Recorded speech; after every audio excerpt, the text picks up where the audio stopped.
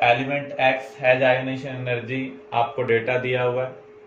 ऐसे ही वाई के कोरस्पॉन्डिंग आपको आयोनाइजेशन एनर्जी का डेटा दिया हुआ है। आप क्या करेंगे, जो सक्सेसिव आयोनाइजेशन एनर्जी दी हुई है इनमें डिफरेंस फाइंड आउट करेंगे। जब भी आपको डिफरेंस अब नॉर्मल मिलेगा, यहाँ पर अगर आप डिफरेंस देखें कितने का, अराउंड 8। यहाँ पर बहुत ज़्यादा डिफरेंस है 8 के कंपेरिजन में। यहाँ पर अगर हम डिफरेंस देखें तो 29 है। तो जब भी अब नॉर्मल डिफरेंस आता है तो उस केस में कॉन्फ़िगरेशन क्या हो जाता है, स्टेबल। इसका मीनिंग 2 इलेक्ट्रॉन निकालने के बाद ये स्टेबल कॉन्फ़िगरेशन को अचीव कर रहा है। तो इसके पास कितने वैलेंस इलेक्ट्रॉन है, 2। सिमिलर वे में आप यहाँ पर डेटा का कंपैरिजन करें, अराउंड 8 का डिफरेंस, फिर 20 के अराउंड डिफरेंस, यहाँ पर अराउंड 12 के अराउंड डिफरेंस है, यहाँ पर बहुत ज़्यादा डिफरेंस है। तो ये अब नॉर्मल डिफरेंस है। कितने इलेक्ट्रॉन निकालने के बाद अब नॉर्मल डिफरेंस आ रहा है, 1 2 3 4। ये फर्स्ट आयोनाइजेशन एंथैल्पी है, this is second, this is third and this is fourth. तो इसकी वैलेंसी क्या होनी चाहिए, 4 होनी चाहिए। इसकी वैलेंसी 2 है और इसकी वैलेंसी क्या है, 4।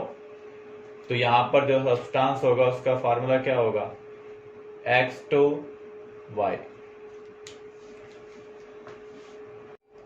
Another question, the electron configuration of 4 elements are. आपको ये कॉन्फ़िगरेशन दिया हुआ है। सबसे पहले इस कॉन्फ़िगरेशन का यूज कर हम यहाँ पर इनके ब्लॉक आइडेंटिफाई कर सकते हैं। इसका last electron s sub shell में आ रहा है तो ये एस ब्लॉक। इसका जो लास्ट इलेक्ट्रॉन है वो कहाँ पर आ रहा है, एफ के अंदर, तो ये एफ ब्लॉक एलिमेंट है। क्योंकि देखो आप सबसे पहले 6s को फिल करेंगे, फिर डी में 1, रिमेनिंग इलेक्ट्रॉन एफ में फिल करेंगे जब तक एफ कंप्लीटली फिल नहीं हो जाता है। तो इसका last electron f sub shell में आ रहा है, ये एफ ब्लॉक एलिमेंट है। इसका last electron p sub shell में आ रहा है तो ये पी ब्लॉक एलिमेंट है। 4s के बाद आप किसको फिल करते हैं, 3d को, तो इसका last electron d sub shell में आ रहा है तो ये डी ब्लॉक एलिमेंट है।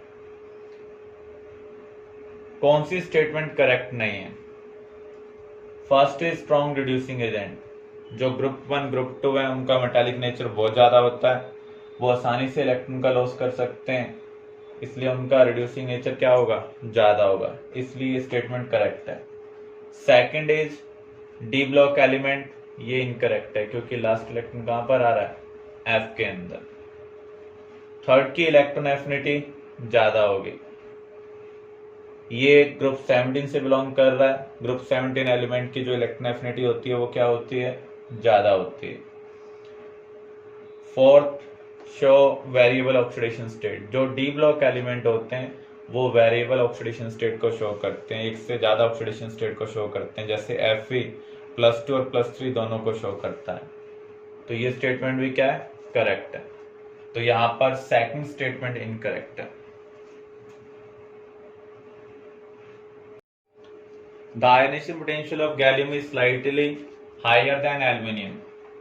अगर आप ग्रुप 13 को देखें, एल्यूमिनियम और गैलियम के रेडियाई में एक्सेप्शन है। गैलियम का रेडियाई ज़्यादा होना चाहिए इन कंपैरिजन टू एल्यूमिनियम, लेकिन गैलियम का रेडियाई एल्यूमिनियम के सिमिलर है और स्लाइटली स्मॉलर है।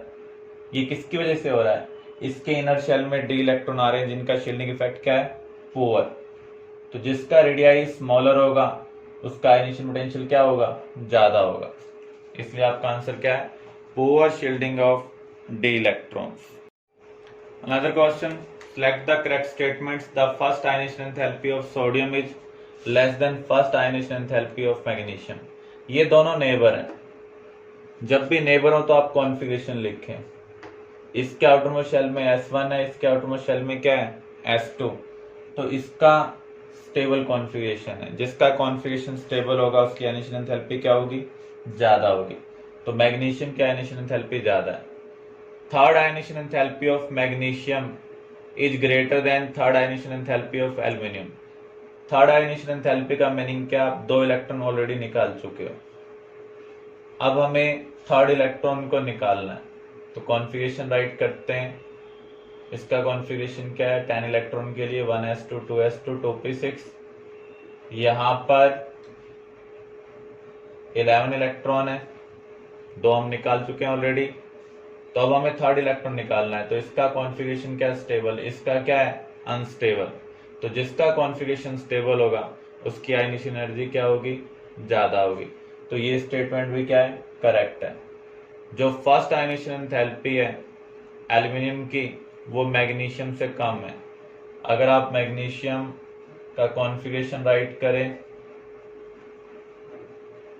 तो ये है Al का 3s2 के बाद क्या आएगा, 3p1। ये नेबर है। नेबर के केस में जिसका भी कॉन्फ़िगरेशन स्टेबल होगा उसकी आयनेशन पोटेंशियल और आयनेशन एंथैल्पी ज्यादा होगी। तो ये s sub shell completely filled है, पी कंप्लीटली फिल्ड नहीं है, तो ये कॉन्फ़िगरेशन स्टेबल है।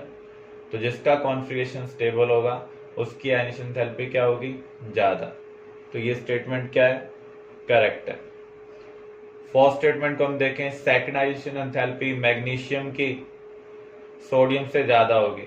सेकंड आयनिशन एंथैल्पी का मीनिंग क्या है, एक इलेक्ट्रॉन निकाल कर देखना आपको, 1s2 2s2 2p6 3s1।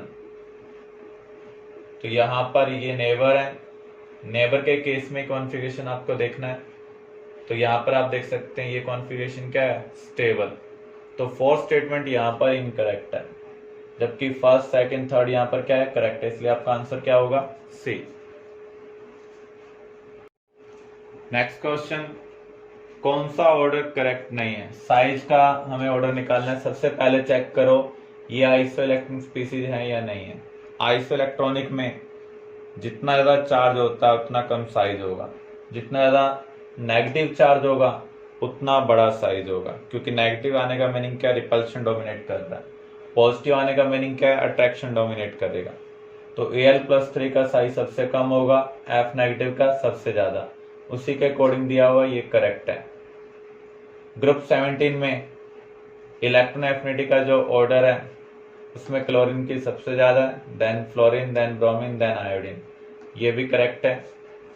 Ionisation enthalpy एक पीरियड में लेफ्ट टू राइट इंक्रीज होती है, जब कॉन्फ़िगरेशन स्टेबल हो जाए तो नेबर के कंपैरिजन में ज्यादा होती है। तो ये भी उसी के अकॉर्डिंग दिया हुआ है, ये भी करेक्ट है।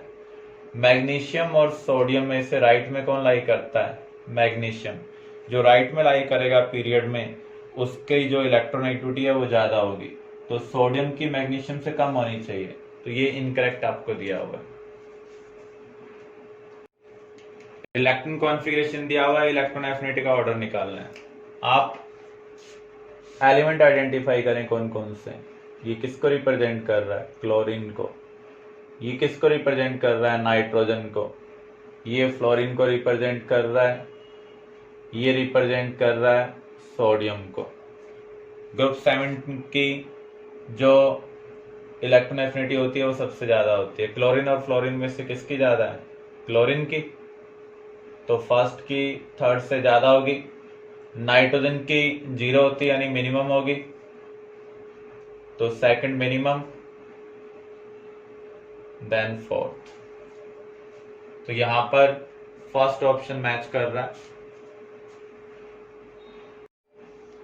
Which of the following statements are correct, the elements like fluorine, chlorine, oxygen etc having high value of electron affinity act as strong oxidizing agent। जिनकी इलेक्ट्रॉन एफिनिटी बहुत ज्यादा होती है वो इलेक्ट्रॉन का आसानी से गेन करते हैं, और जो इलेक्ट्रॉन का गेन करेंगे वो खुद तो रिड्यूस होंगे, सामने वाले को क्या करेंगे, ऑक्सीडाइज, इसलिए ये स्ट्रॉन्ग ऑक्सीडाइजिंग एजेंट है। तो ये स्टेटमेंट करेक्ट है। Second statement, the elements having low value of ionisation energy act as strong reducing agent.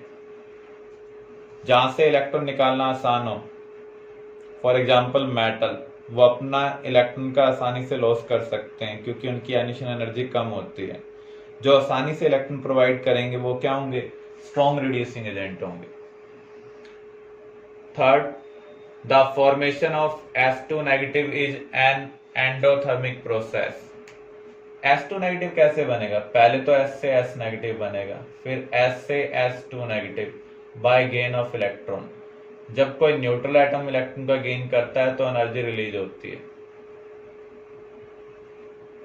ऐसे प्रोसेस को हम बोलते हैं एक्सोथर्मिक।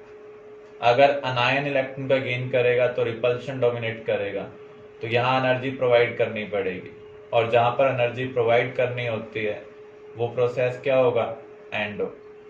तो गिवन स्टेटमेंट भी एंडो ही है, तो ये भी क्या है, करेक्ट है।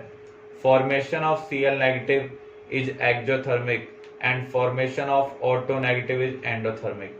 ये करेक्ट है, Cl से Cl नेगेटिव बनेगा तो एनर्जी रिलीज होगी, लेकिन O नेगेटिव से जब O2 नेगेटिव बनेगा तो उस केस में एनर्जी प्रोवाइड करनी पड़ेगी, तो प्रोसेस क्या होगा, एंडोथर्मिक। यहाँ पर सभी स्टेटमेंट्स क्या है, करेक्ट है।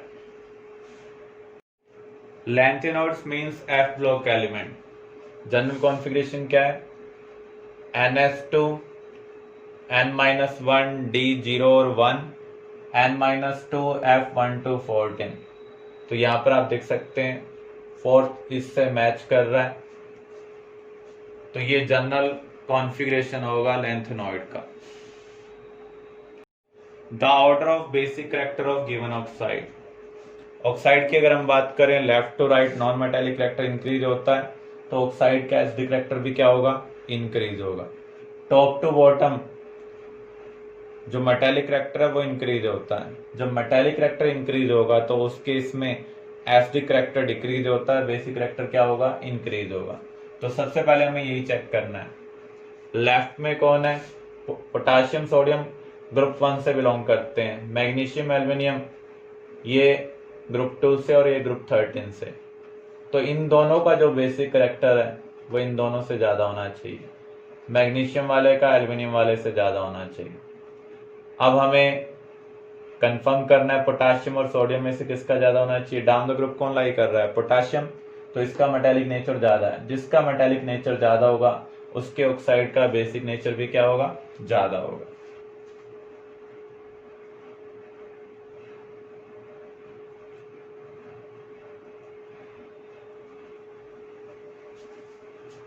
Next, atomic number of an element is 43।